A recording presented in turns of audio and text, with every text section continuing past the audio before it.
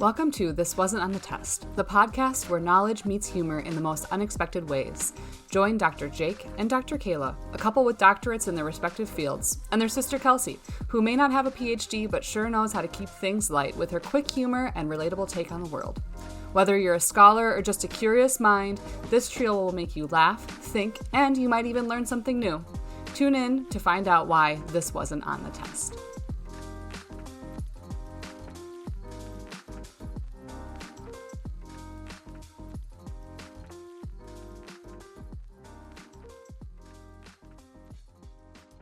Hello, welcome to This Wasn't on the Test, a podcast where knowledge meets humor in the most unexpected ways. I'm here with my brother, Dr. Jacob Berg, and my sister-in-law, Dr. Kayla Berg, and I'm just the sister.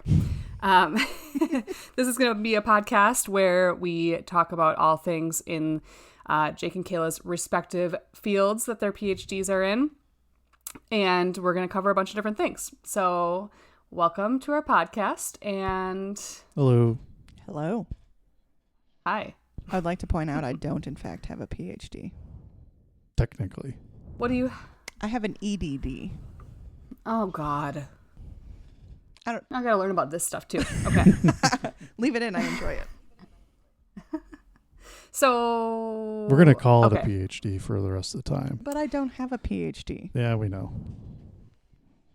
Because the difference is people with PhDs know stuff, but people with EDDs actually do something about it. You keep saying that. Which one of us has a job in our field? Okay. Okay. Mm-hmm. I'd like to point out that I have a PhD also, and it's a PhD in fun. With a PH. P-H-U-N. Yeah. Yeah. That's what my PhD is in. It's a doctorate of fun with a PH. Okay, that's right. Here for it.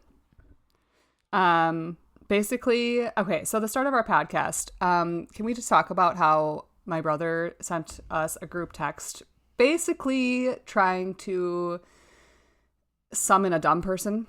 Or I don't think it was intended to be a dumb person. I think it was, I don't know, whose idea was it? Was this yours or mine? What? To have mine, I think. Was it you? But it was more like I don't know. We're Well, the real thing was that Kayla and I wanted to do a podcast together, but I couldn't get her to actually come do it with me. And so I was like, if we had a third person, and well, I guess it was more like specifically Kelsey, but I think what he's saying is he used you as bait to get me involved. He's like, but what if I can get Kelsey to do it? And I'm like, yeah, okay. Yeah, that was kind of it. I like but you then more it than was I like, here's this, we already had this idea for kind of like a more like talk about our areas of expertise. And then if we have Kelsey there, it kind of fits in with having a uneducated person. No, I feel like I feel like I saw it more as like the comic relief. Comic relief, except that I'm really funny, so that doesn't fit. And humble too. Okay, but you are saying that I am the funny one. I am saying that. Kayla's saying that. My entire life goals. Don't need to go to college. No, but it was more of a like, we use the term layperson. Somebody that doesn't have a advanced degree in these areas to like what your perspective is from outside of that. To be clear, you guys are both much smarter than I am, so it makes sense. But A for effort. What is smartness? I mean, is this turning into a philosophical there is a podcast? there's a philosophical question about what that means. I mean, I was just saying earlier today to Kayla that I thought that our dad was incredibly smart. Yeah, he was. But he grew up in the middle of nowhere, Wisconsin, and circumstances. He never went to college or got any sort of degree or anything like that. That doesn't mean that he wasn't really ridiculously smart. Mm-hmm. Yeah. So. Yeah, that's so true. We're talking about that with Emmy's really into Jeopardy right now. We watch a lot of Jeopardy right now. Huh. Sounds fun. And it's so funny because she actually like gets some of them sometimes. Like, what was the one that impressed me? The Astrolabe. Yeah. What the fuck Astrolabe. is that? Well, it's a Sounds. Can I tell you what I think it sounds like? no. It's not astrolube, Kelsey. It's not Sounds astrolabia. That's where I was going. I was like I knew that's where astrolabia. you were going. No, an astrolabe is like a compass for mapping with the stars. Yes. Yeah. Okay. It's like Wow. it's like the thing that like looks like a telescope but has like a kind of like it's on like a rail. And with like a little circle, like a yeah. compass almost. Basically, I've ever you look seen at one of those. you look at a star with through the telescope, and that you can use the stuff around it to coordinate where your location is. Anyways, Emmy got that question right on Jeopardy. Wow. So she She looks like No, me. I was like- She's smart like you I was like, guys. she might look like you, but Well, best of both worlds. Am I right? oh dang, I was gonna start singing, but copyright and stuff. I was going to start singing Yeah, too. you can't do that. It's too early for Yep, a yep, lawsuit. yep. Should we talk about like format for like what we see these episodes looking like? Yeah, I think before we talk about that, I think that yeah, I guess we should talk about that. I'm great at this. I'm a great podcaster. If you guys didn't know that about You're me. doing a great job. Oh, thanks. I feel like we also appreciate have to that. talk about You guys, what it is that. What do you know? that your specialty What is do you in. know? Yes. So thank you. yeah, I think that we should break down like the whole concept of the podcast. We kind of started getting there, like talking about how you guys came up with the idea. And really, we've said for years that we all wanted to do a podcast together, and we were like trying to decide if we wanted to do true crime or something else, and we just never really settled on anything. And so here we are, and I think that this is a great topic. And I think that it'll be really interesting too. I mean, for me, because as I've gotten older, I mean, I didn't have any interest at all when I was a kid or like in high school where it would have mattered really to like dig into education. Right. And so I think it'll be really interesting to me because I'm actually interested in learning now. What are you holding up? It's a fidget ring, printed 3D thing. printed fidget ring, and I broke it. Oh, I was touching stuff on his desk. I broke it. Sorry. Continue. wow. So yeah, and like now I'm actually interested in education and learning things and growing and stuff like that. So it'll be I'm really excited because I think obviously I have a lot to learn, and so I think that'll be really a cool aspect of this. Yeah. So, I mean, do we want to talk about our So basically, the fields premise is or- I feel like the premise here is that we've got a little banter situation, and then each of us will take a turn talking about a previously assigned topic related to our fields. which are for Kayla, And we'll- which we should just say because I don't think we've explicitly said No, it. I don't It kind think of so. talked to Kayla's doctorate is in education, particularly educational leadership, Mm-hmm. right? But obviously, you've been a Well, I teacher. mean, it's the official doctor is educational leadership, but my Oh. concentration, my specialty is gifted education. right. Yeah. So So you help the people like you. All right. pretty much, I teach 12-year-old versions of myself, Cool. and it's fabulous most Yeah. days. Okay, so can you tell us really quick what your dissertation was in, or what your dissertation was? My dissertation was about the underrepresentation of students of color, students from low socioeconomic statuses in gifted education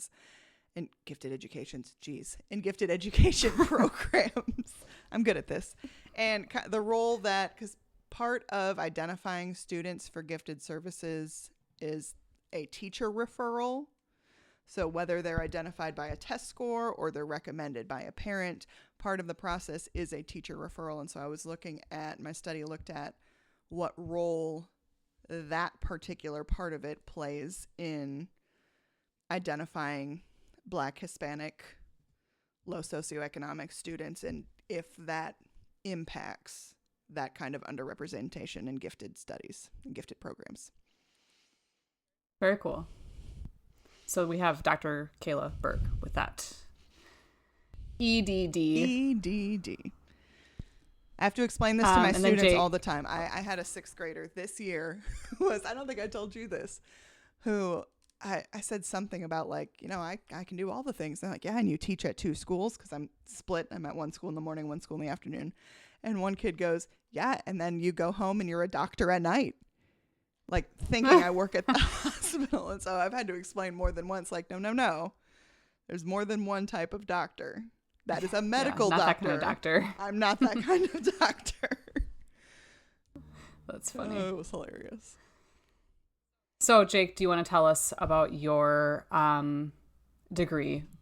I can't even begin to start explaining yours. So I read the whole thing and I still don't know what it's about. Well, I couldn't even read one sentence. So I was reading for grammar, so it was less about content and more about words.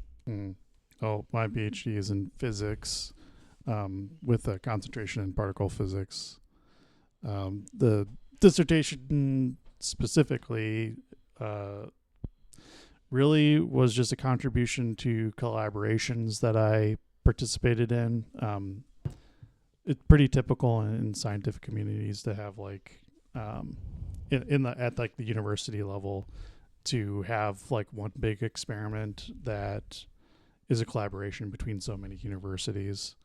And in particle physics, you have, since you need such specialized, not equipment necessarily, but like specialized facilities for creating and capturing the data, they're very expensive and there's not a whole lot throughout the entire world, really. And so, you get funding from all these different universities to help pay for the facilities and run the management of it and the data collection, all that stuff. So the main portion of my dissertation, like the actual study, was to detect specific particles that were produced at SLAC at Stanford University with the Babar collaboration.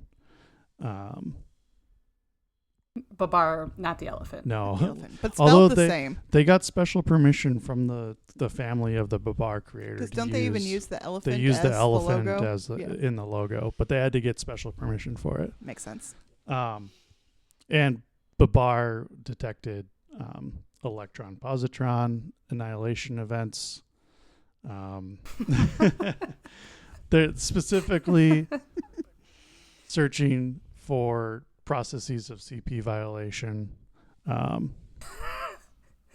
have no clue what you're talking about. I have a question, legitimately. Yeah. I was thinking while you were doing this, because you're talking about that, like, these studies are so big and the research is so big and the data that they're gathering is so big that it's basically like, a big collaborative group project. Mm-hmm. So presumably, are there like more than one person that does or can do a thesis, a dissertation on that data? I mean, yes. I mean, the data is really, there's so much data. Does anyone have the same dissertation as you? No. Okay. No. But the data source is the same. Right.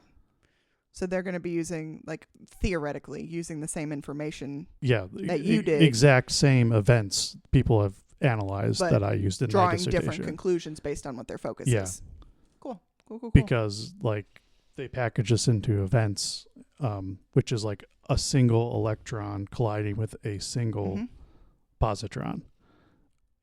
But that's happening, I forget billions and billions of times per second over the course of years. And like we get into specifics, most of those just have electron and a positron come out, but the ones that are interesting have a lot of other particles that get created. And so just the detectors detect the products of that, and then they've created software that reconstructs those events, all of the really minute details of those events, and then you analyze that. But they're so massive that, like, there's not just like one product of it. and you don't actually detect directly, typically, the product of the event like happening. So like one electron and positron interaction might have hundreds or thousands of children particles from that event because there's so much energy, other stuff going on. Yeah. Well, good. You're done with your topic for this week's podcast. Thank you for that. And I still don't understand it. I get the gist, but I don't totally understand the benefits of it. Like, what is it doing for us? Down but to that's like, okay. correct me if I'm wrong because clearly I don't know what I'm talking about. But it has a lot to do with like getting down to the very basic particles that make all the things. Like breaking it down into the smallest possible pieces. Yes. Yeah. Okay. I see. Okay. That's I interesting. mean, That's kind of why, there's like they spin them around in circles or run them in a straight line, and then they smash into each other and break into smaller pieces, and so that's what they're looking at. Yes. Yeah, I mean, the Okay. products of that, like I said, like you're not detecting like usually the products. Not just a pretty face. You've got, Kayla's second doctorate is going to be in the Babar theory. well, I mean, but you're getting Particle at accelerators. also like, but both of you are getting at like another philosophical question about like, is it a worthy pursuit to try to understand how the universe was formed, right? Because that's really what that is trying to like figure out is like, So you're saying it was the Big Bang? Well, isn't this Well. like what it like? Because it. I have personal opinions on that. Oh, we know because isn't there a reference to or a theory about the quote God particle? Or am I making this up? That's Getting down such a... the No, Higgs but boson. They called it is- God particle Okay, in the is media. it the Higgs boson? but- Okay, But don't read into that. Was a misquote. was it? Yeah. Okay, that's why I said I'm like I know I've heard this, but please tell me where. Misquoted by Dr. Kayla. No, Bird. it was All not right. misquoted by me. It was misquoted by someone else that I just now repeated. Do you want to know the actual like reason? I mean, I suppose. Like, so Here we are. I don't know the actual person who said this, but it, is one of the hardest to detect particles that we've ever What the Higgs boson ended up finding, Why? and so Okay. Because Jesus himself. that can be a whole other topic of this podcast is the Okay, Higgs so boson. hang on. Yes, I need a page. So you're to gonna take write it notes. down? I am gonna write it down. A what? A Higgs boson? Higgs boson. Higgs boson. HIGGS Peter Higgs is the person who proposed. HIGGS BOSON. Higgs boson. Boson. Okay, cool. Okay, so basically, you're really, really, really smart. That's what you're trying to prove to Don't. us right now. I haven't Don't tell proved him that yet. out loud. So let me continue then. No, we were talking about the Higgs you for boson, real? right? No, we were gonna put a pin in the Higgs boson and use it for a whole episode later. Oh, I was just going to explain how the God particle thing Oh, the misquote. happened. Okay, Yeah. just get to that part. Don't actually talk about it. Yeah, no. Okay, but cool. for circumstances, it's been, one of the hardest particles to detect, Uh-huh. and it was proposed as an idea of a particle that exists by Peter Higgs so long ago. And I don't know exactly who said it, but they basically were saying that it was so hard, they called it the goddamn particle that they were trying to find. I like that better. I like that better. And for whatever Is that reason, gonna be the only swear we get out of you? yes, no, I don't know. But yeah, so that like they took the God part of it Mm-hmm. and ran with it, particularly because of what it does, which just on the surface I'll say is it's the particle that grants mass to other matter. Right. So it's kind of like the reason that stuff has mass. So yeah, they just ran with it, but it wasn't. So it's not in the Bible. No, it's not. No, it's not in the Bible. Okay, so cool. So you're super smart. Kayla's pretty smart, and I'm just smart. I was gonna Oh, go yeah. with a fucking moron, but here we are. Wow. Okay, so our concept basically is that we are assigning each other, and when I say each other, I'm not talking about me.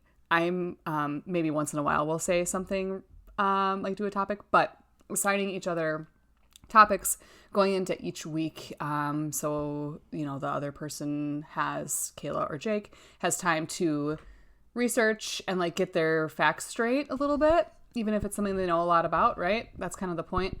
And then you have something to look forward to when you hear at the end of every episode what is coming the next week. So this week we kind of just, it's our first episode, so hopefully we can keep our little diddly doodads a little short, just so we can, for time's sake, you know. But this week, Jake, do you want to say what you assigned to Kayla? I gave the topic of lesson planning to Kayla, which she knows nothing about. So never done it before in my life. Cool. And I so gave. What are you going to teach us? Oh, are we going to do mine before I tell you what I gave Jake? Yeah, do yours first. What am I going to teach you? Okay, here's my first question for you all, because I'm genuinely curious. I feel like I'm so enmeshed in education that I sometimes have a hard time. Which, can we wait, pause 1 second. We talked all about you guys' accolades and not about my accolades. Let's hear it, Kelsey.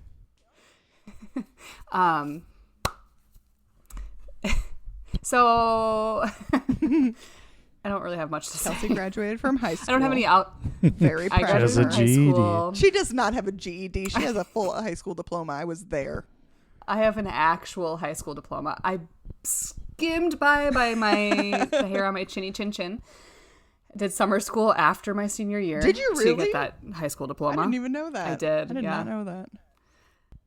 Yeah, and I had to do like some work credits because I still would have been short credits, and so my dad hired me as like a work release. A work release. I was on probation. Yeah, basically like I did all of his paperwork for him for an entire semester for his business, and this was when he was not doing his like quick lube that he had, because he had already like retired from that. This is like when he was just managing like a living community, and so it was like logging people's rent and like sending them emails and doing all of that kind of work, and that's how I got like my last final credits for my grand old high school diploma. See, but here's the thing, like Kayla, how close were you to being a year, have not to do the extra year of high school? Are we going to do this to her? Are we going to do this to her? This feels mean. That's fine. You can do whatever. Feels mean. I was like, you guys have been being mean to me since I was 10 years old, okay? That's not true. That is true. I was there. More like you've been being mean to me since I was 0. No. I was valedictorian, so. Yeah, I was not valedictorian. Not even close there. Well, okay. It's not hard to be valedictorian when you have 7 Yeah, other there's people. so much less competition. But listen, yes, okay, I graduated. I had a small graduating class, but my GPA was still above a 4.0. I took 4 AP classes. I showed up to college with enough credits to be a sophomore. So you can belittle the fact that I was a valedictorian because there was only 38 I don't do that. people. But I did have my ducks in a row. Yeah. Yeah, you did. I was just saying, I had like, I think it was 23 and a half credits to graduate high school, and I was going into senior year with 23 credits total. Right. Yeah. That's nice. So I don't have a degree, which makes this kind of fun, but I have a lot of life experience and like too much life experience for somebody who's 33 years old. So that's kind of fun. So that's what I bring to the table. Trauma.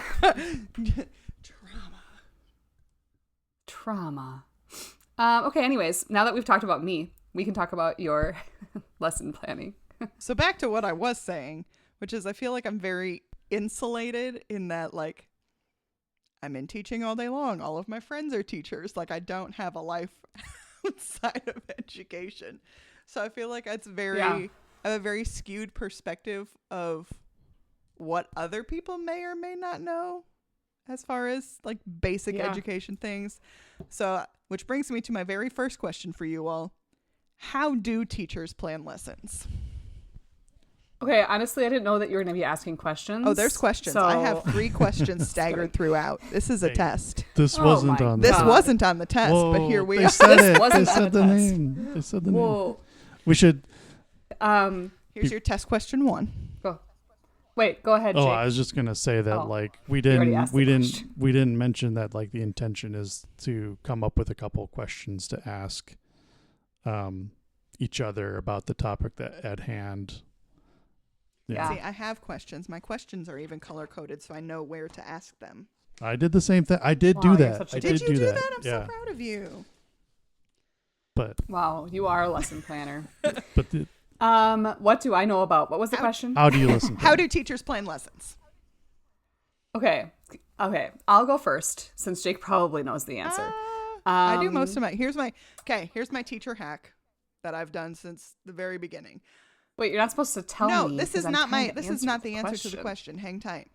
This is not the answer to the Okay. question. I will do like the odd and end stuff at home, like on my computer if I'm sitting there and feel like it. I very rarely actually bring work home with me. I don't ever bring papers home with me. I don't grade at home. I Nice. will go back to school if I need to. I will stay late if I need to. I do not bring any of it home with me. So Jake, That's very healthy I know, balance. someone, Except that you have access to a computer, which Right. you will work on. But when I feel like it, I never feel obligated to do work at home. I don't grade papers at home. I don't. Yeah, you only work from home to try to get ahead a little bit. Yeah. I'll say that. Yeah. So that's Okay. no. So I think Jake does not have an unfair advantage to my lesson planning. okay. I think that every school district or state, right, has like a larger plan of like these are the things that you have to teach the students. And so I think that teachers probably like look at this big plan and think, okay, for this subject, we need to split this up into 9 months or whatever. So this month we're doing this next month we're going to do this, and so on and so forth. Okay, Jake. Oh, I was saying, how detailed is this question? It's- I was thinking it's actually smaller scale than that. Like, hey, this next week, what am I going to make my lesson plans? I mean, I know it's both. Like, obviously, there's a curriculum that you have to do, but then it's like from day to day and week to week, what do you do? I mean, I don't really know. I also kind of thought that teachers just like played a movie whenever they wanted to. in my Okay. experience, In my experience in high school. I feel like we already addressed your high school experience, Kelsey. We have not even touched the surface of my high school experience. So, okay.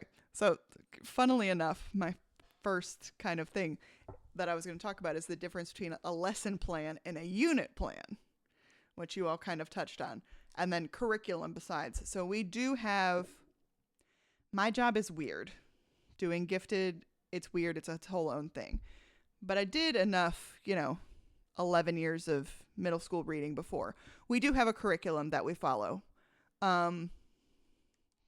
It's different by school and district and what they decide to do in terms of middle school reading and middle school GT. All the middle schools follow the same, quote, curriculum, which means like here are the units of study that you're going to teach. And it's going to, like, the pacing is going to be different depending upon the class and all that stuff. And so then your units are kind of like the big chunks within that whole curriculum. And then your lessons are your day-to-day, here's what's happening next.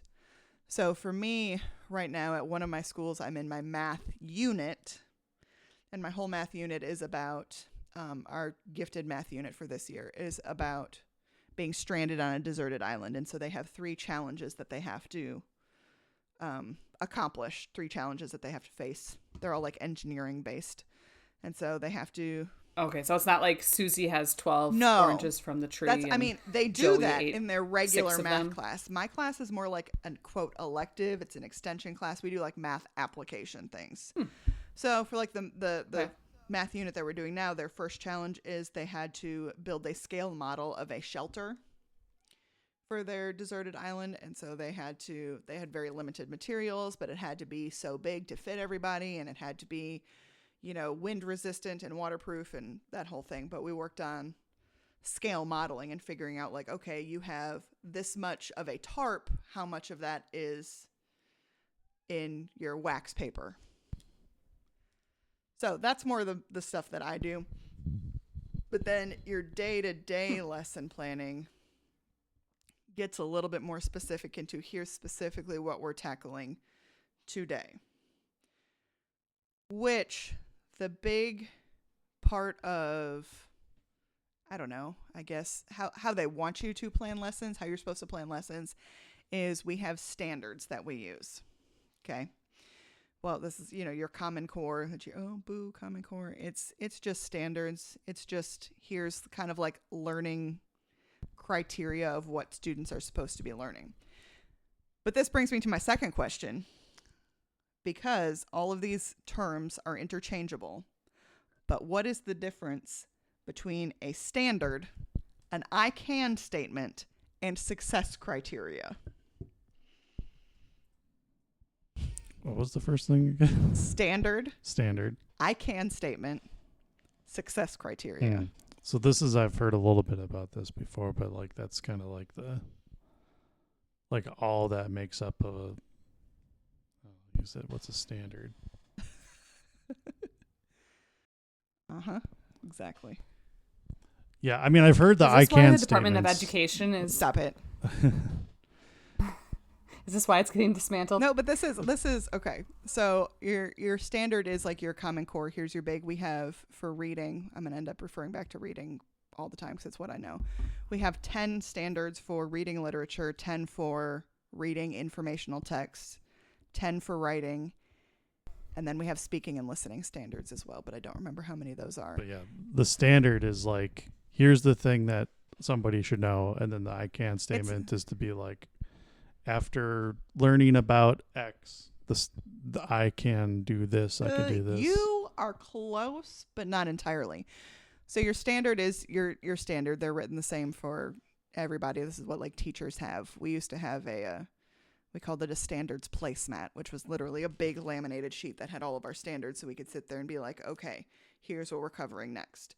But then in order to, as you're building your lesson, you have to break down your standard into an I can statement, which is the student-friendly version of like, I can perform this skill, whatever it may be. And then on top of that, you have your success criteria, which I used to phrase as, I'll know I've got it when. Like when I can perform this task, I'll know I've met that standard. You're successful at it, yeah. Is this just a thing that is like in your specific states? No. This is all across the entire country. So we use Common Core for reading standards, and Common Core is every state uses some version of it. They might call it like Wisconsin Core but it's very, very similar. We call it WIS Core. Do you know that for sure, or did you just make that up? No, I do actually know that because the college that I work at, we work with WIS Core, and they like do like their big conferences that like brings people all together, and they do that at my college. Look, I'm not crazy. Mm-hmm. Yeah, but it's pretty similar in terms of the standards. No, you're crazy. I am crazy. But here's the ironic kicker that many teachers can attest to is if someone comes and does an observation in your classroom, even if it's just a pop-up observation, you better have that learning target on your whiteboard or you will get marked off on it, because God knows students can't learn if you don't have the standard written on your whiteboard. Yeah, they'll keep on asking you for it. No, they won't. I write the agenda on the board. I write the agenda on my smart board. I tell them what we're doing, and they still have no clue what we're doing. It don't matter. Does not matter. I mean, this gets into a whole other conversation about like, because then you're proving that the teachers are doing what they're supposed to. Because then your standard, although related to the tasks that they are, like what it is that you're measuring and what the students are doing, is not your agenda. Because your standard is just like your skill. Oh, so sure. It gets a little tricky in terms of what it is that you're doing. So when you're planning a lesson, once you have your standard, you know what you're looking for, then you're fitting in your like your curriculum and your unit into like, okay, here's the part of the unit that I'm on with this standard. Here's what fits kind of underneath it, like an umbrella in terms of what content you're actually doing. So my standard, the standards are very generic. So my standard could be like comprehending informational texts.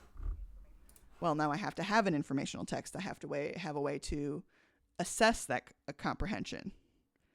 Like the standard is kind of your outline, your structure. I don't know, but it doesn't give you a lesson plan. You still have to go find the material, plan the lesson, and then incorporate whatever district or state initiatives are currently popular into that. So you've got your standard, you know what curriculum you're supposed to be teaching, so you know what content you're supposed to be teaching, but hey, we're also doing this new initiative that we've spent millions of dollars on, that now we want you to add this into make sure you're using these skills in your lesson planning. And so it's a lot of as opposed to knowing what, hey, here's what I need to do. Great. Make sure you've got your standard. Make sure you've got your I can't statement. Make sure you got your success criteria. Are you following this initiative that we're doing right now? But wait, that initiative will change in 6 months when we stop paying for whatever company it is. It is. It's wild. Oh my God. That's such a thing in education, even in higher education. That is it changes from month to month. It's wild. Or it's the same thing it's the same thing with a different name. I'm we've done this before 5 years ago, but it was called something else. It's all the time. I have a question. Sure.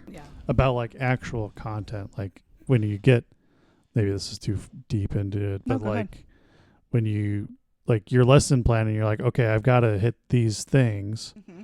But in terms of when you get to class and you start class and you're today we're learning this, obviously there's some form of improvising what you're saying in the moment, but I am a trained comedian. But in terms of worksheets or I'm sure there's instructional videos once in a while or whatever, but is you're not making the worksheets up yourself all the time, at least. But not all the time, but yeah. But that's a whole other part about it is how do you just, I guess you just use your experience to be the question I'm going to put as question 1 is going to be this. Also, okay, so obviously I've got 14 years worth of materials that I've compiled and just still have on my Google Drive or whatever that I can pull from. The nice thing in this day and age is that whenever I have an idea about something that I want, I can put it into AI. And I'm hey, here's what we're working on right now. Here's what my students have been doing. I have this idea for this task. We're going to read this article. I really want them to focus on these things. What are some questions that I can ask that go with it? And then naturally there's it's not idiot proof. You have to read through and be no, this is trash. This is not what I'm looking for. This is good. Let me reword it. But I mean, AI, other teachers. It gets you started, I guess. It does get you started. It's not, I have never once been able to copy and paste an entire thing that AI has thrown at me. But it is a good start. And there are programs being developed specifically for school. There's a really cool AI program that lets you chat with a book character. Yeah, I've seen which some of is those. really fun because then the AI knows the book and understands kind of the premise and the characters. So then the students can go back and forth and with that character and ask them questions, and AI will answer like they're that character based on how that specific one is trained. Right. Essentially, there's a specific AI program that gears itself for schools and classrooms. That has more of we have a drinking game on campus. Let's take a turn. Every time AI is brought up, you have to take a shot. I mean, a fake shot. I mean, we're not actually taking shots on campus, but we should start doing that. Anytime AI is brought up, take a shot. I don't use it a ton. That's AI is its own whole topic. So then, okay. So we have, what your curriculum is. You've got your standards. You've got your whatever district initiatives. Then, to make it more difficult, now you have to differentiate your instruction. So there's two trains of thought, but basically you've got your quote average, regular, run-of-the-mill student. Well, now you need to differentiate it for your gifted kids in terms of either the content or the product, what it is that they're doing, or the process that they're taking. And then you also need to differentiate it for your students with disabilities, your students who might need extra time. Maybe you'll they'll only do half of the worksheet, or they'll focus on, if it's a multiple choice test, maybe they'll have 3 options instead of 4. So it's it's like building 3 separate lessons. I'm thankful in my role now that I'm gearing only towards the gifted students, so I'm only having to do it one time. But I remember the days I would be trying to teach one concept and have to do it 3 ways, 3 times, many different speeds. Yeah. I'd have 3 different outlines for how to write an essay. I'd have 3 different rubrics for grading that essay. I'd have it's wild. And then imagine that you're a teacher that doesn't have 14 years of experience doing that. Oh yeah. You know. And I don't know that I was that good at it year 1. I tried. Right. I know for sure I did try. I did my best, but it's hard. Yeah. You're just trying to get your feet underneath you and figure out how to run a classroom. The hardest part at the beginning has nothing to do with the lesson planning. It has to do with how to run the classroom. It's hard as heck. I was talking about this actually with a colleague today about AP testing, because we have a high school doing AP testing on campus coming up in May. And she was talking about her kids that were in AP classes, and her daughter was much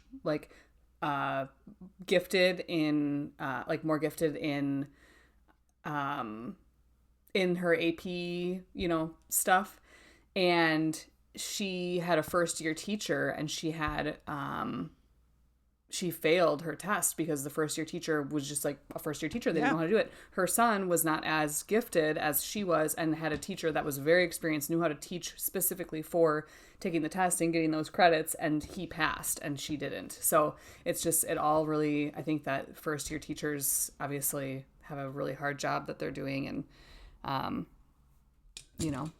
that's hard to go right into AP teaching right as a first year teacher. I know at least, I'm having a hard time with my phone. It's fine.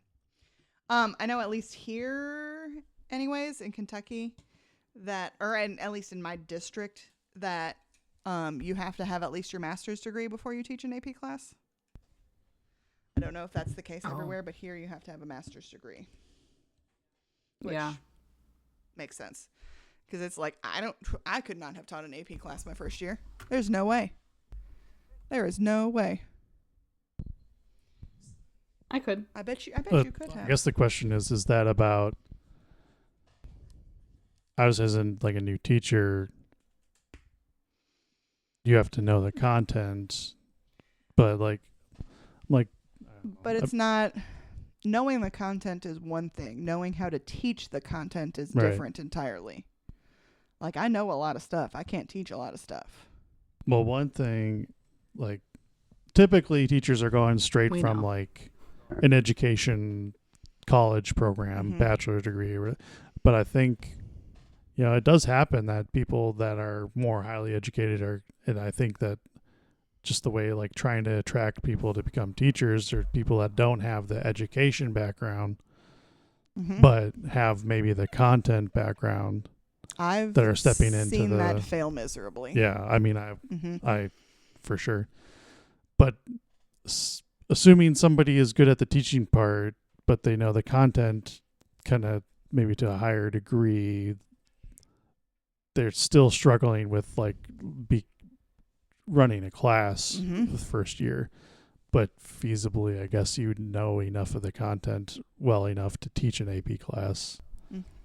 I mean, theoretically, there's always exemptions to every rule. There's always an exception. Yeah. So then so we've got all this for building a lesson. Here's my last question. It's not my last part, but it's my last question. How do you know if a lesson was successful? Wait for the standardized test results to come back. Hang on. No, there's a reason I put this question on here, because when we do our formal observations every year, this is a question we have to answer on whatever lesson we were observed. How do you know whether or not this lesson was successful? You base it off of how many parent emails and fucking dumbass phone calls you get every year, and then decide if it's a success or not. I really don't. That's nice. No, but I think obviously like test results are probably the biggest key indicator, right? Are they? No. I'm No, wrong, I'm not y'all. saying you are wrong. I'm just asking. How many kids have their hands on their heads after? Oh my God, what's happening? Well, I mean, like, test results to a degree, but then we get into the whole issue of high stakes testing and that you don't have. Yeah. Well, I The mean, way- I assume there's Yeah. classwork that are coming out of your lesson. I mean, are you reviewing all of that? So then you have, even with assessing student learning, you have two types of assessments. We use formative assessments and we use summative assessments. And summative assessments are kind of like an essay, a project, like a big summative finishing summary of all the learning thing. More frequently, what teachers are using is formative assessments, being that like, and those can be real small stuff. That can be a worksheet. That can be a conversation you're having with them. That can be an in-class discussion where you're just kind of like probing the waters to see if they're picking up what you're laying down. But that's like, that goes back to swinging back around to the idea of success criteria. How many of your students were able to do that thing that your goal was for them? And looking at that. But then like, yeah, high stakes testing is a whole other thing. That would take me a whole episode to talk about that. Yeah. Well, that's interesting too because I'm a really good tester generally. Like I can just like skim things and then test okay. Whereas I know that there's people who actually know the content that have a really hard time testing. So you can't base it off of that. Yeah. No, I'll have students that like do nothing in class. Chronic underachievers. They can ace the test. But then I have my students that work really hard, are actually learning something, but are terrible test takers. And so that's, I mean, again, you get into the whole issue of high stakes testing where it's like a one and done snapshot of a student that doesn't give you anywhere near the whole picture. I prefer more of like the formative assessments we do. Like, and when I teach reading and writing, we do an essay. They have to write a whole essay. But when we do occasionally, when we're like reading a book, I'll give them like a pop quiz to make sure they've actually read it. But like in general, I prefer the formative assessments. I prefer the kind of like, formative is more like a check and see how things are going. So yeah, like formative gives you a little bit more like feedback for, you know, you and the students in terms of how are they doing? Is this going well? Are they getting this or do I need to swing back around? And with gifted kids, it's a lot easier because if they don't know something, they're so used to knowing something and they want to get it right that they'll tell you, I don't know how to do this. Can you show me? I don't remember this math thing. Can you tell me? Like, but in other classrooms, it's not always the case. And so using some kind of quick snapshot of here's kind of where we're at makes things easier. Nice. The funny part is, in terms of lesson planning, when you're in college, I remember writing lesson plans that were 10 to 12 pages long because you would have to have that standard and then you would have to have, here's the materials I'm using. And then you have to have copies of those materials. And then you have to have like, here's what we're doing. Now here's what students are doing. Now here's where we're working in small group. Here's how much time that's going to take. And it's pages and pages and pages. And I see a lot now, like memes and Instagram reels or whatever, where it's like me in college with my 12 pages of lesson plans versus me now with my Post-it note on the back of a binder. And that's like the God's honest truth. Like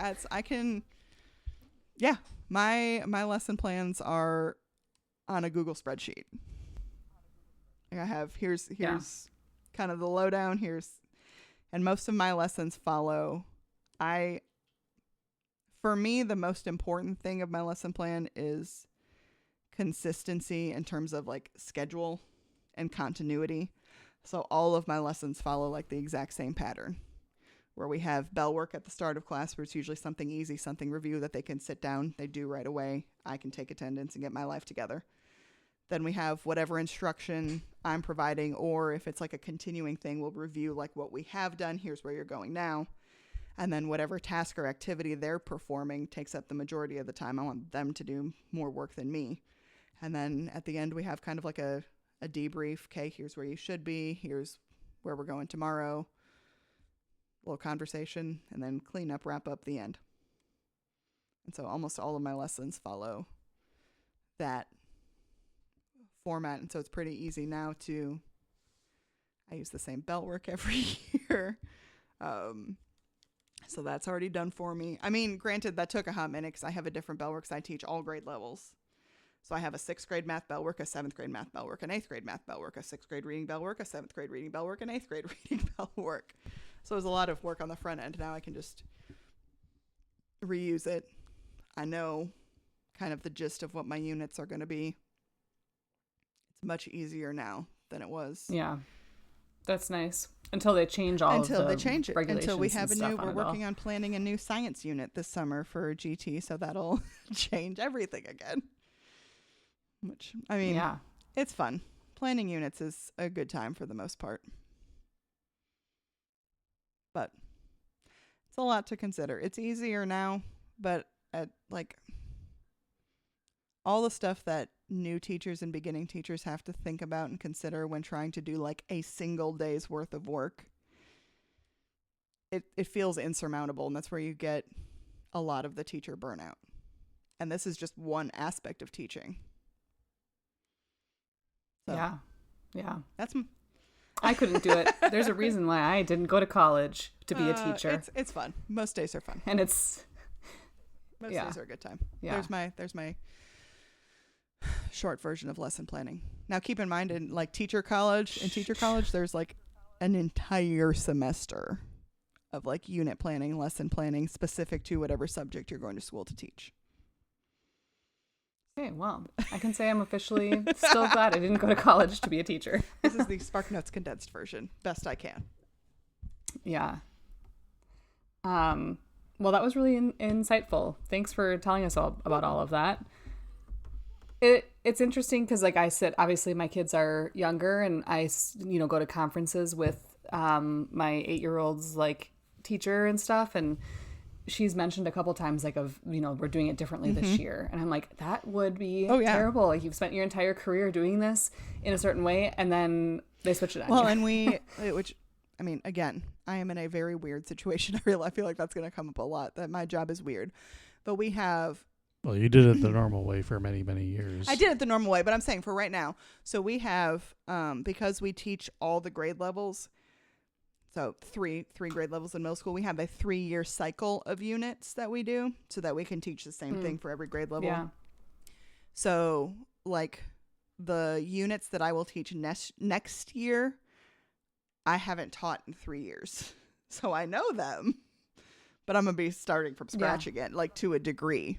I know the gist of it, but in terms of a day-to-day lesson plan, and and then you think you have everything planned out and timed out perfectly, and then you have a field trip come up, or today's an assembly, or we have an adjusted schedule, or it's a snow day. And yeah, snow knocks a whole week off of the semester. Oh my gosh!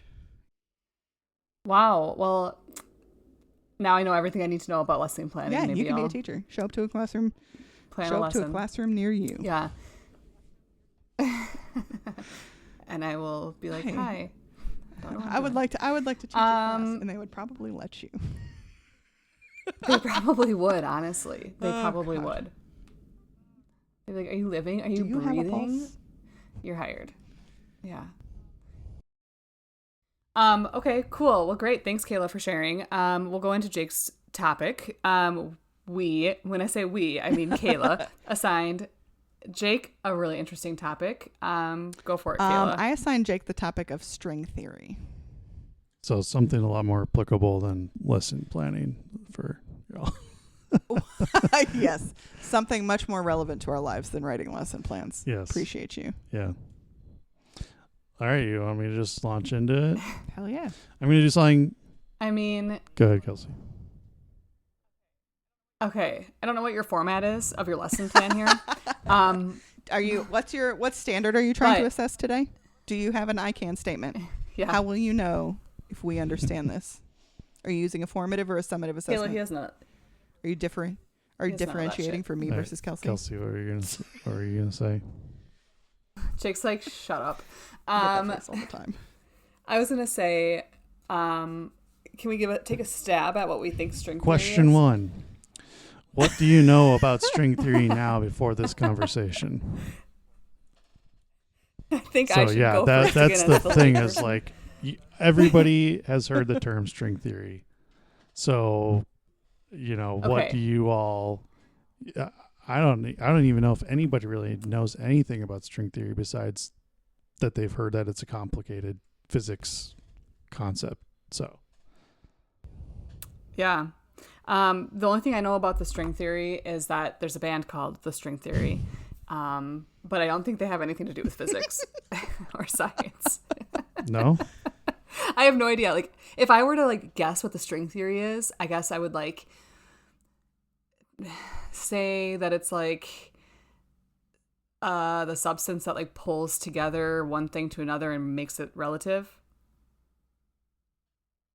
I mean, I guess that's not completely off the mark. Would you give me an A for effort? I'll give you an E for effort for sure. For effort doesn't even start with an A. Kayla, you want to take? I want to know what you think. I suggested this and I still don't know a whole ton about it. Yeah. It's a thing. I feel like it has to do with the interconnectedness of maybe particles. I mean, okay, I got yes. it. I got it. You're not a moron, shake too, so we're good. Well, I mean, obviously, we'll get into it. Well, I mean, obviously, you're both idiots, but here we go. No, that's not what I was gonna say. Only Kelsey, we know this.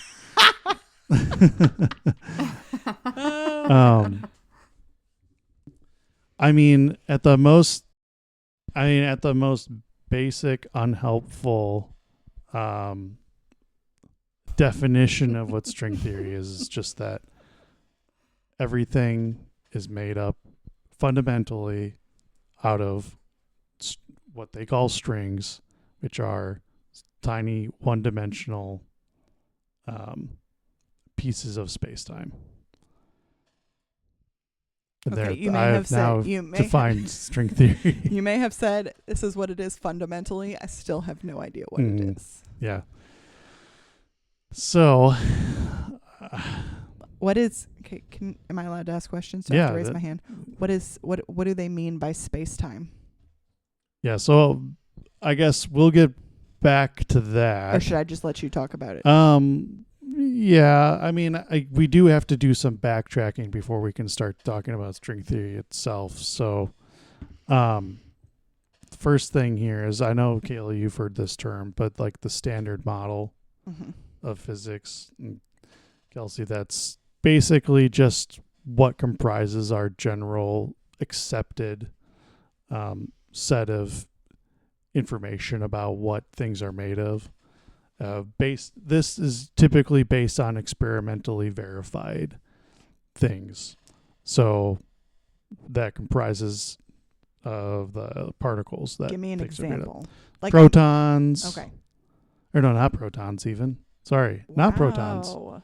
I mean, they're part of the standard model, but from a fundamental aspect. Are you even a doctor? Are you even a doctor? I mean, we're talking about electrons and quarks. And Quarks. Like quacks, but with an R. So but I guess you're familiar with the concept of molecules and atoms. So it really comes down to breaking things down to the smallest that you can, possibly do so.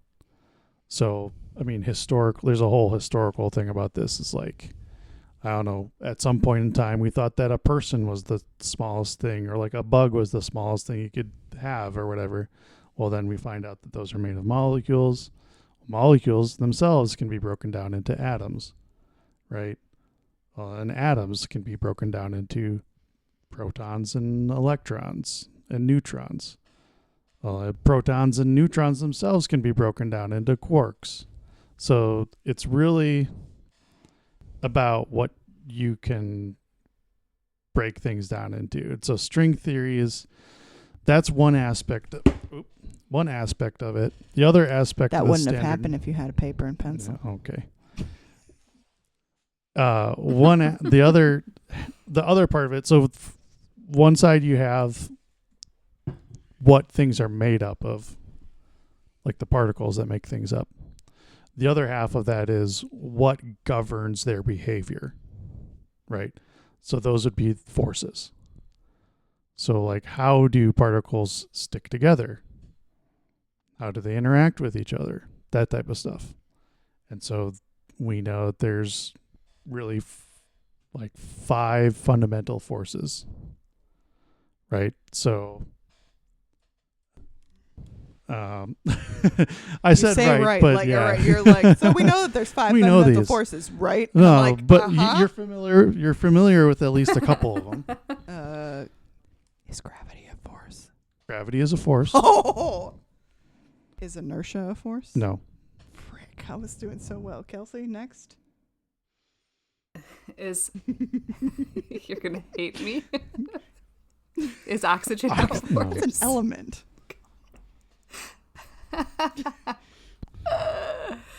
I don't know anything else other than gravity. Electricity.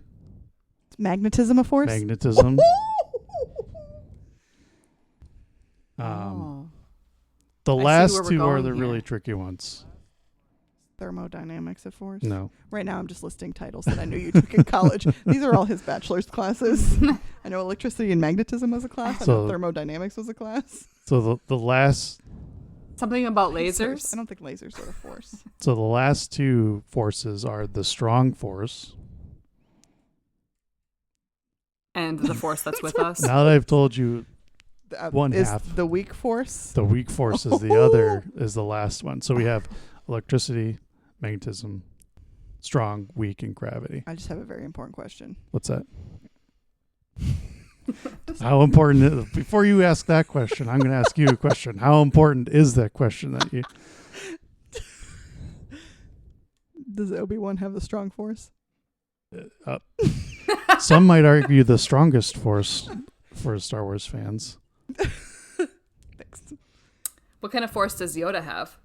It's a very strong force too. Okay. Does Darth Vader have So weak force? anyway, no, he's very strong too. Duh.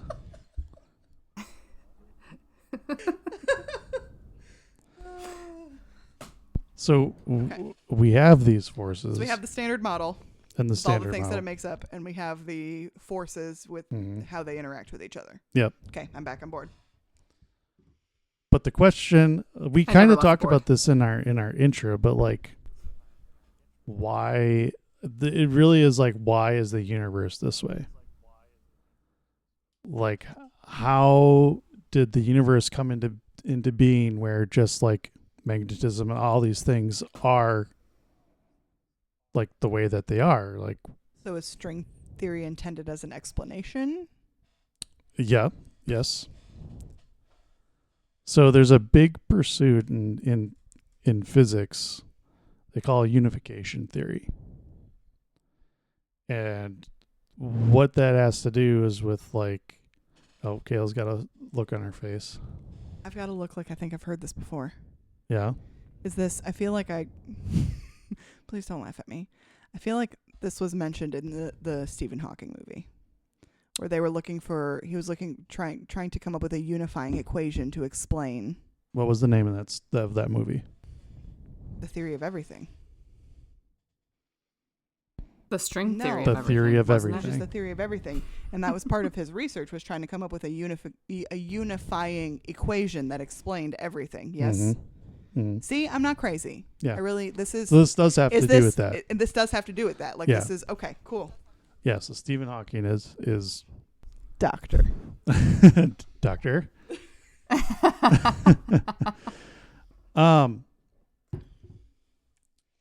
So yeah, there's been a pursuit of the unification theory. So the idea being that, you know, the universe is one central thing. There has to be an explanation or something about how things got this way. And I will say, without going into detail, that people have come up with ways to come up with a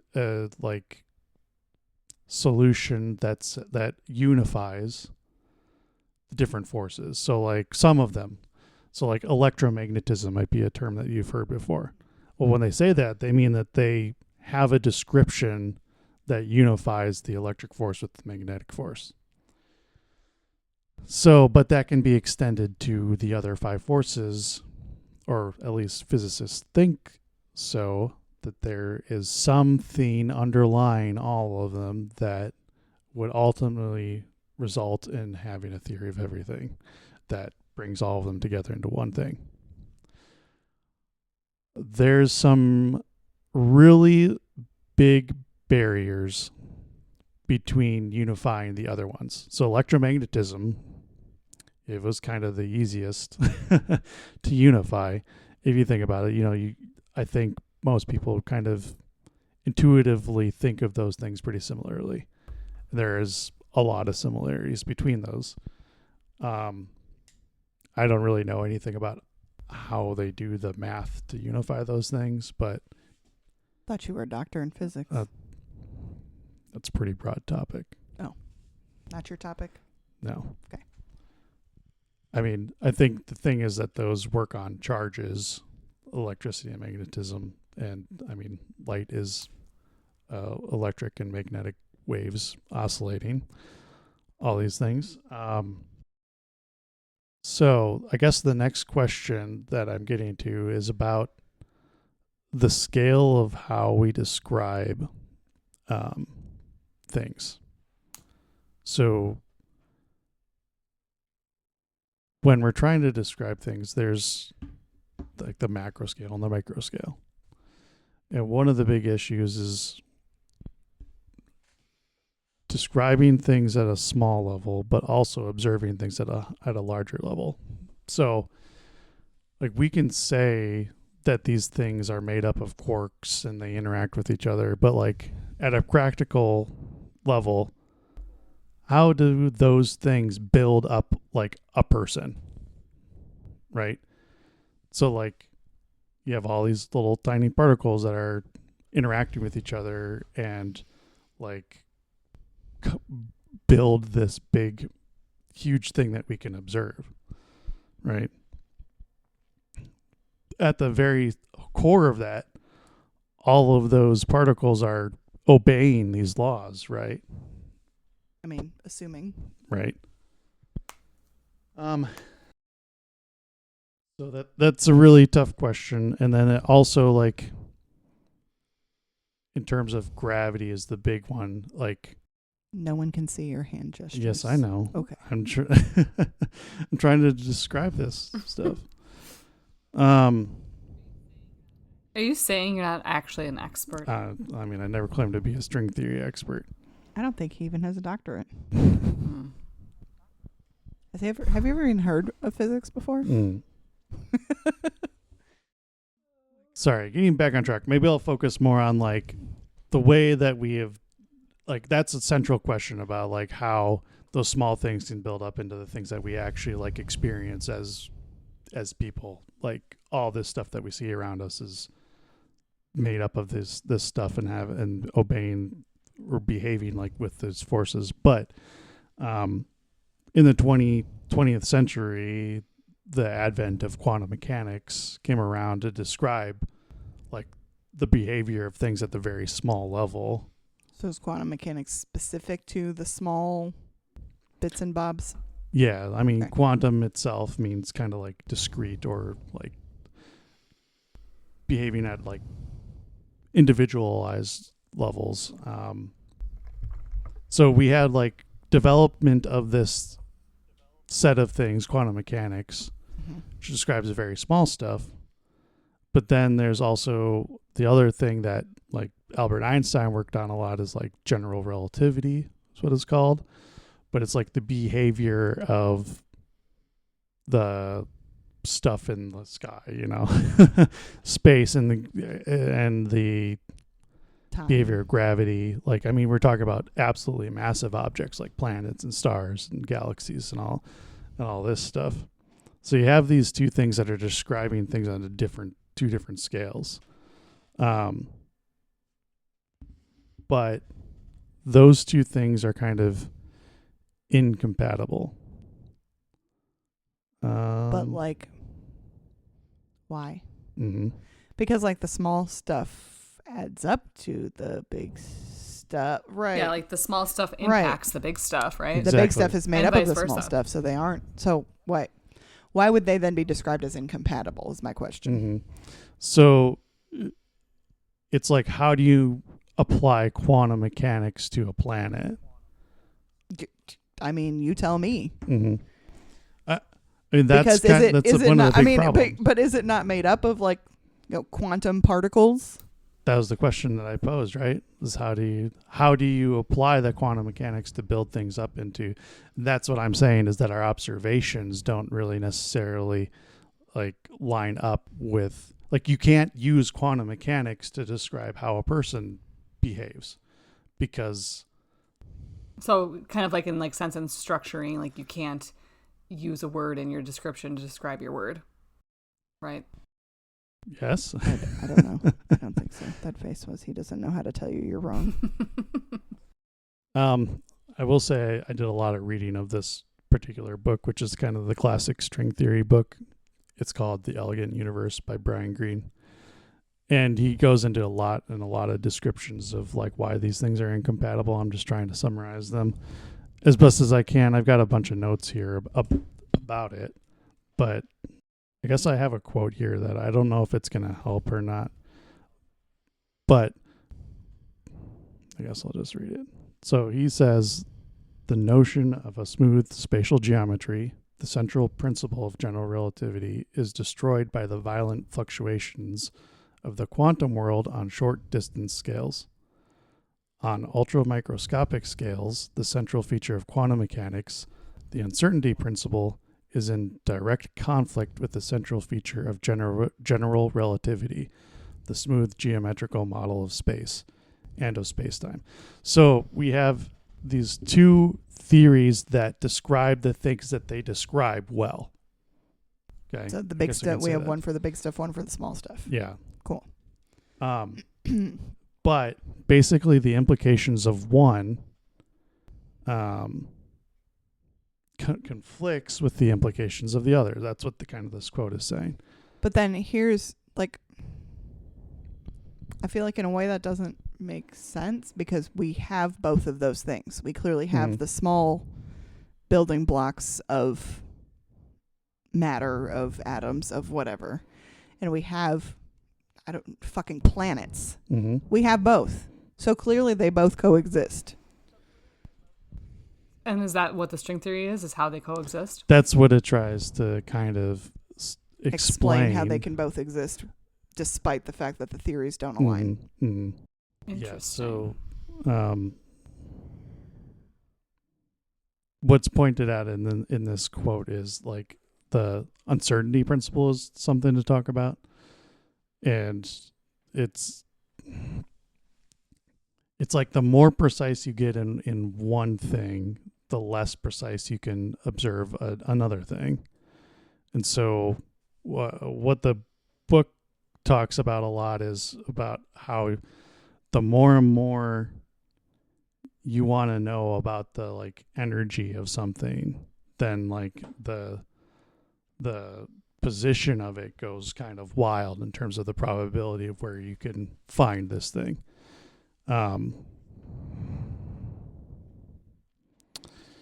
And so basically you just get a lot of this chaos at the very small level about what's allowed due to the uncertainty principle. So like the more and more you zoom in on one thing, the more chaotic the kind of the other properties of a thing can go, just in really simple terms. But then like the general relativity that they mentioned about this smooth spatial geometry. So think about like that classic example of like a sheet that you put like a ball in so that it like kind of dips. Mm-hmm. And they say like, oh, this is how gravity works, right? That's like all smooth and stuff like that to like get like the fabric of space is kind of contoured that way. So that's kind of what they mean is like these two things do coexist, to your point, Kayla.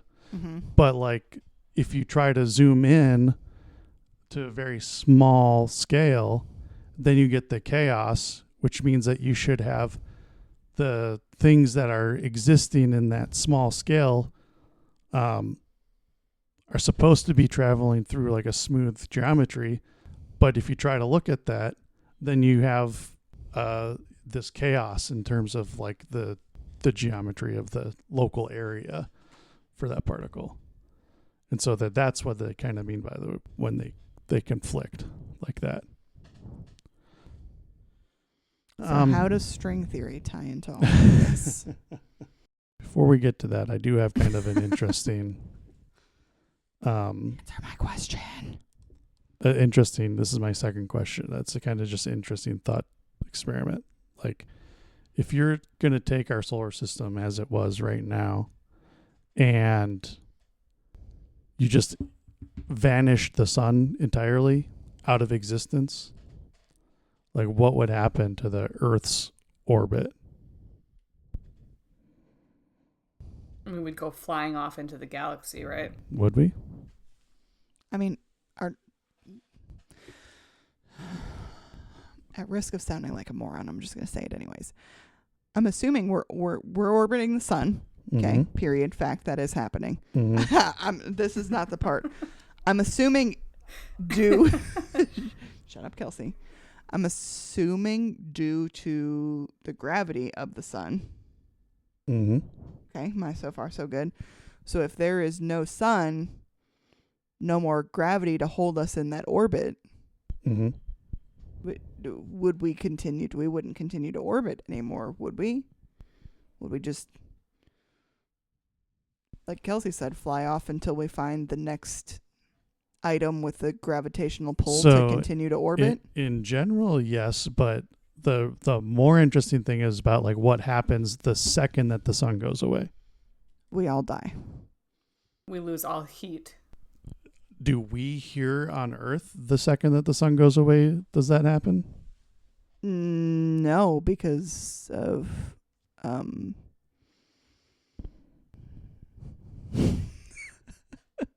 because of how far away the sun is. Like it won't be instant. Mm-hmm. Right. That's So what I was think of trying to that. get to.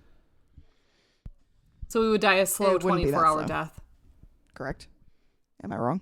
Well, I don't know if we'd all die that fast. So, but What I'm saying point is like we would know that it happened much more quickly than 24 hours. yeah. That's what I'm saying. But the point is that the speed of light is it takes That's the word I was looking for with it my takes hand as long motion. as the like nothing can travel faster than the speed of light. So as fast as that whatever like light can get to us is like the soonest that we would notice that the sun was gone. That's first one thing, but then also like the space time around that, like when you do that, like I need a non-physicist definition of space-time.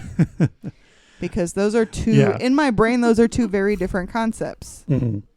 And so turning them into like one idea Mm-hmm. hurts my head at 11 p.m.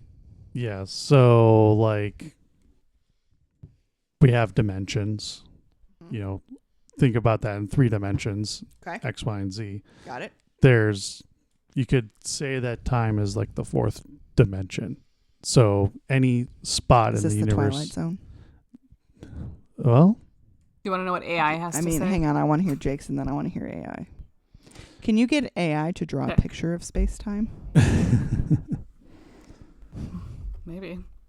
I mean, but it basically space-time is just an expression of each point in space, but also like in terms of how that point in space evolves. Okay. So like how it got there and where it's going? Question mark. Yeah, Okay. more or less. All right, Kelsey, let's hear what AI's got to say. Okay, so let me get back there because I tried to ask it to draw me a picture and it didn't work. Okay, AI says, imagine space and time as a single interconnected fabric where gravity is not a force. So space and time are a single interconnected fabric where gravity is not a force, but rather the let me back up. But rather the curvature of this fabric caused by massive objects like a bowling ball on a trampoline. Yep. So that was your sheet analogy. Mm-hmm. Got it. Yeah, so it's like the description of that curvature with respect to. So what does all of this have to do with string? With string theory? It's my one question. Yeah, it's not something you can just jump to. I mean, you can. So I guess the thing is, like I said, that the standard model is like comprised of these particles, and that includes like the masses and the forces. But I kind of said this before, that there's no explanation. Like, we know that these particles have a certain specific charge and a certain specific mass. And it's kind of like, what is the property of the universe that led to those things having the mass that they have or the charge that they have? Is this where the Higgs boson comes in? I mean, maybe that's not a no. It's not a no. I mean, it's part of the equation, probably. But we've established the standard model and those masses and everything based on observation. So we do experiments and we find that those particles have that. And so there's no actual explanation in the standard model about how those came to be. And so string theory is a theory about that tries to explain why those things have those properties. And so what actual strings are, like I said before, one-dimensional chunks of space-time, essentially, that vibrate at different frequencies. Okay? And by their vibration, you can think of it like a guitar string. This analogy is made a lot. So, like, when a guitar string is vibrating, you hear a different note because it has some different frequency that it's vibrating at. Mm-hmm. So string theory is the idea is that these strings that are little tiny chunks of space-time vibrate at a different resonance level, and those represent each of those fundamental things. So instead of those fundamental particles in the standard model being the fundamental piece of everything, each of those is comprised of exactly one string. One piece of space-time. One piece of one-dimensional space-time vibrating at a different resonance. You're getting it. Look at me. Okay, here's my follow-up question. Why do they call it strings? Because based on your explanation, it could be called any number of, like, why strings? Yeah, physicists do that. That's your explanation? We be doing that. Yeah, I mean, there's a property of quarks called color. It has nothing to do with color. Yeah, is it one of your things about flavor? Yeah. Yep, there's flavor as well. Because part of your dissertation was about flavor. Yeah. Which just makes me imagine, you're going to laugh at this. I don't think I've ever said this. Every time I read your thing about like the flavor changing, whatever, all my brain thinks of is like an ice cream cone made of atoms. Mm-hmm. More or less. Like Adam Levine, because I'd lick that all day long. No, ATOMS, atoms. Like I picture like a stacked ice cream cone of all these different atoms and all these different flavors, which is not. I was like thinking Adam Levine's body. That's a different ice cream cone.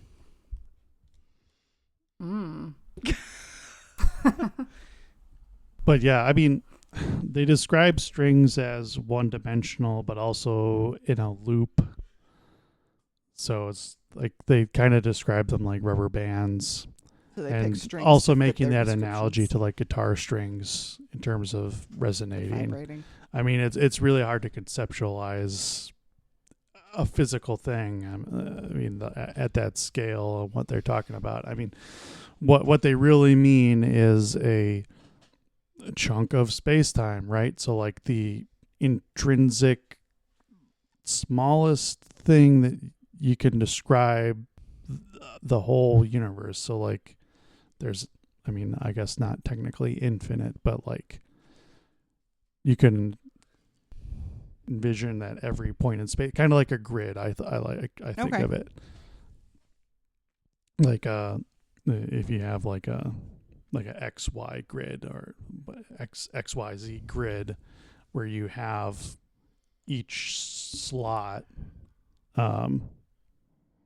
like each coordinate can be expressed as like, 111 or whatever. Mm-hmm. But take that to like the smallest scale that you possibly can.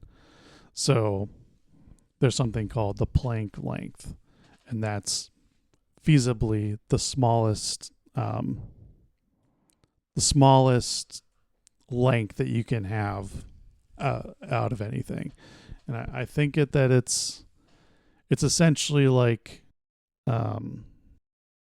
there's a good description of this in the book. Forget exactly how they describe it, but essentially there's like it doesn't make any sense to describe anything smaller than it. Do I have something written here about that? I mean, in any case, the theory says that the strings are the Planck length. So like you can't observe anything smaller than the Planck length, and just It's this Planck. sorry. Planck. Yes, Planck. I don't know where I knew that from. Well, it's named after a person. Is Planck's constant a thing, or did I just make Yeah. that up? Oh. It's related to that. They pretty much Guess what your next PhD Not is physics. gonna I be just here's the thing. I don't actually know what that means. I just know it's one of those things where I hear a lot. I hear stuff. I hear stuff and see things and whatever. And it just stuck there. So when he said that, I'm like, wait a second, I know this one. pretty much when you hear Planck, it's gonna be related to like the smallest something. So there's like the Planck length, the Planck time, Planck time. it's like the shortest amount of time that you can Do a plank. Yes, do a plank. For me, yes. Same. perfect. I hate doing planks. So one thing that people like about it is that like that means that every element of the universe is built up from one simple thing. Like it's like all built on one foundation, right? So instead of just kind of having these random particles that there's no meaning to them besides what we've observed them to have, everything has a description behind it, and all that. And the one of the problems is that I guess historically they kind of started smaller with string theory. Like they kind of used it as an approach to do some of that other stuff that I mentioned before about like unifying. They tried to use string theory to describe the strong force kind of initially. And then there would be like these experimental results that would say, well, if with this observation, it can't be this theory that you've come up to describe the strong force. So it kind of has met some hurdles over the years experimentally as they've developed things. And it's also very computationally difficult because you think about like this is something that they're trying to form that describes literally everything. And so they don't have really like the computation power or the mathematical power to describe things as much as they need to. But people keep trying. So that's like a huge crash course in that. I know we didn't talk about, like, we need to know so much fundamental and background information about the physics to really understand. So what you're saying is I should have picked this like 5 episodes in. At least, yeah. But that's okay. That's okay. That's okay. We can revisit if we want to. But the main point being that it's a theory that's trying to reconcile all these things, namely the quantum mechanics with general relativity, and then have an explanation about why the fundamental The small particles things do what they do. Yeah, all this stuff. That being, So basically, my definition was right. you'll have to remind me. Something about things tying together, relativity. Yeah, you use the word relativity. Yes, I agree. Yeah. Wow. Thanks. Yeah, I know. I'm really good at big We're proud of words. you. So I guess I'll give a last little bit you. about like where they're at now with string theory, and then I'm going to give you my third question, and it is, what is? I don't even know if I'm saying this right. Are you telling us where they're at right now first, and then asking a question? No, I'm asking you a question first. Okay, and then question telling you. first. Got it. What is a Calabi-Yau manifold? Something about the labia. You're really obsessed with labias tonight. Yeah. You know, Yeah. you know me. We know you. This sounds like a chimpanzee is trying to put together a roster of who's flying on an airplane. It's funny that you're like not 100 miles off, I guess, and I'll explain what I mean by that. It's funny you make the thing about chimpanzees. I mean, it sounded like a chimpanzee species. Manifold, manifest. Yeah, okay. Well, those are names of people, obviously. But where they're at now is that they keep on getting experimental results that put constraints on the different theories. And so they kind of have an idea of where to go with this, but they're starting to take the math to higher and higher dimensions. So I mentioned space-time being like a 4-dimension thing. Well, then they go like, oh, well, actually, if we use the math to describe something with 6 dimensions in it. How would that work? Never mind. I don't know. I don't want to know right now. Kayla. I don't want to know. Just, there's no constraint mathematically on how many dimensions you can have something. It's just hard to conceptualize with our brains because we like live in a 3-dimensional / 4-dimensional experience. I was about to say universe, but if any of this is actually real, then it might be more dimensions than that.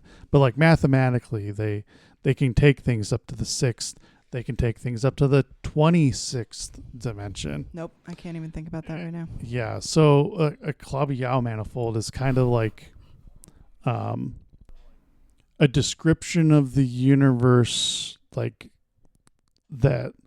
It's like a geometrical shape of the universe that they use to describe it. And they're trying to find this kind of perfect geometrical shape of the universe that when they apply string theory to it, all the rest of physics falls out, basically. Yeah. So they say like, I'll just read what I wrote because I wrote it down. Developments in the concepts of higher dimensional compactification of the universe's geometry has led to a search of the perfect manifold that describes how strings are allowed to vibrate within the geometry of the universe. Therefore, they are trying to find a description of higher dimension. Oops,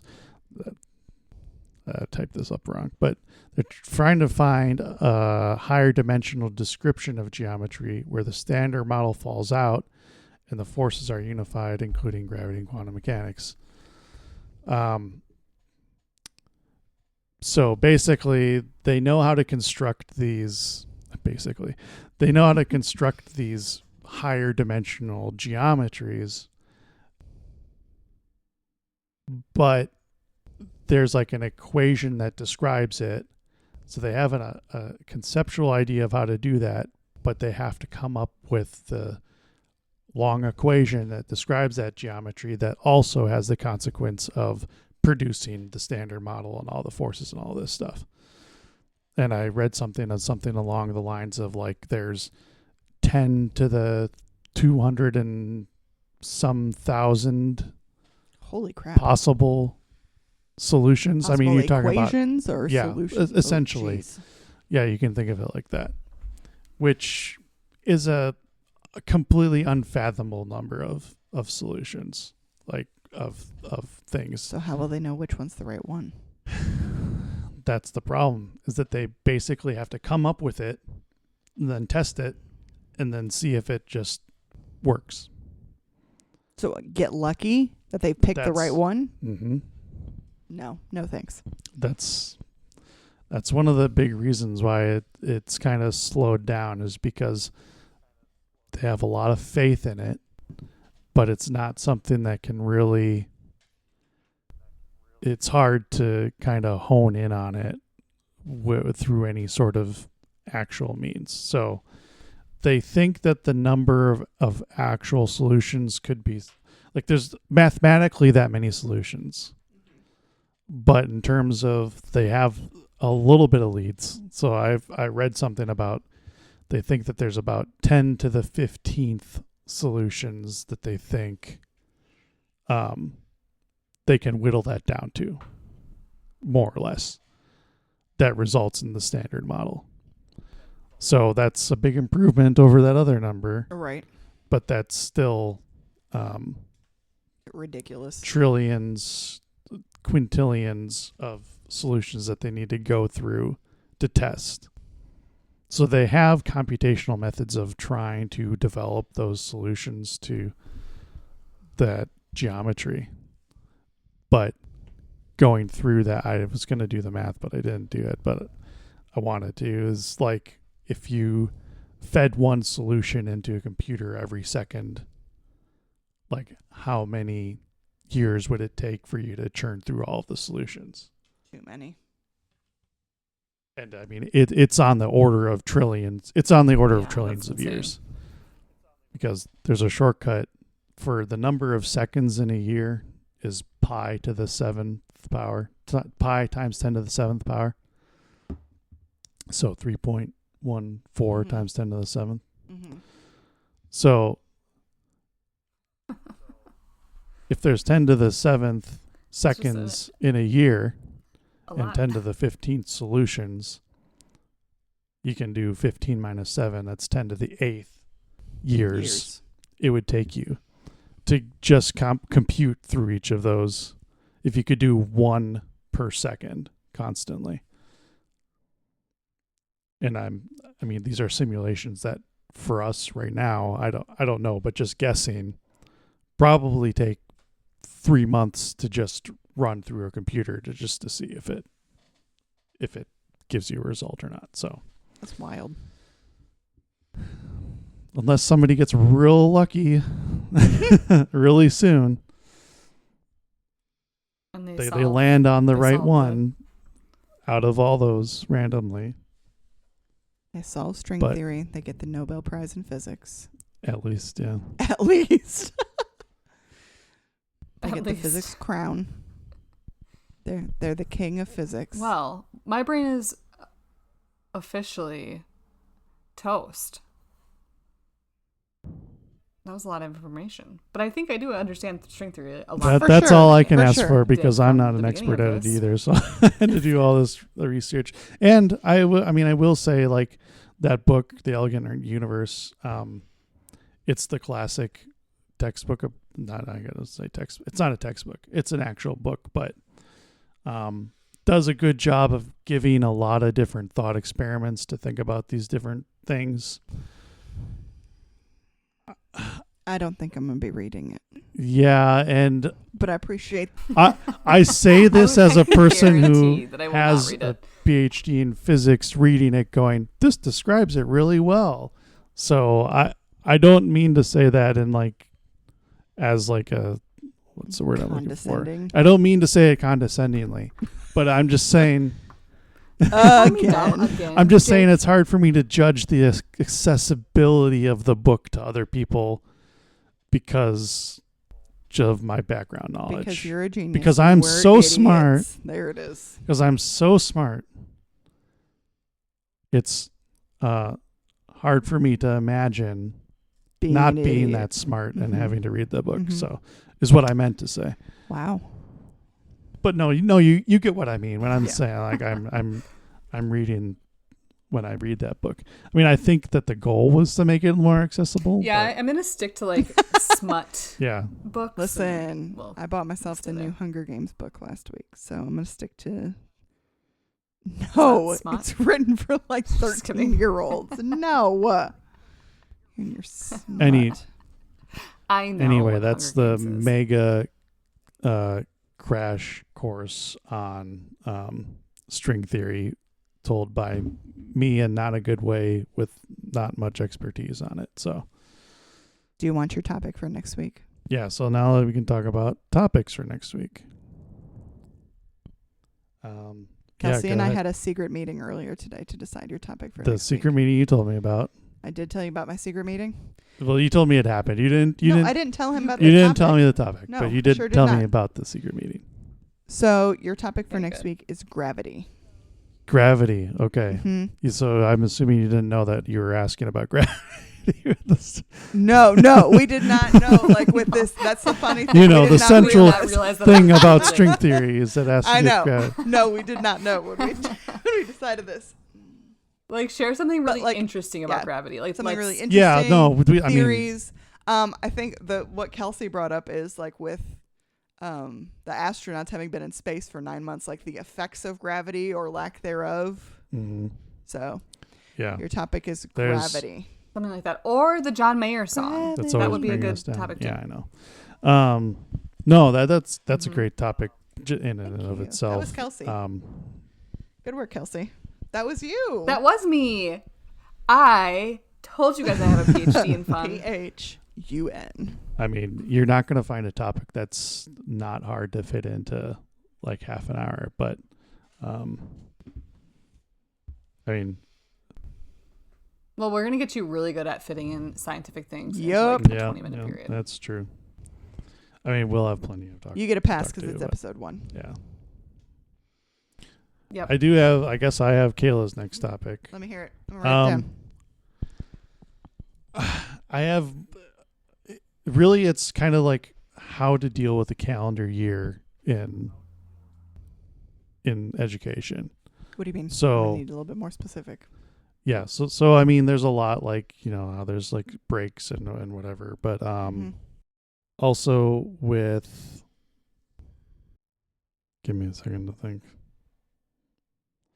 Oh, I was thinking more in the sense of like how you manage like your expectations like through a school year, especially during the summer when like with like how you sign your contract for next year, like starting on August 1st or whatever, and you're signing it in May, and like how you plan for, I mean, maybe not like you as a teacher necessarily, but I'm interested in like how the district does that, because since you run on like a year cycle with stuff happening over the summer and like the transition from one kind of like, I say fiscal year, but like one school year to the next, I guess is kind of where I was going with that.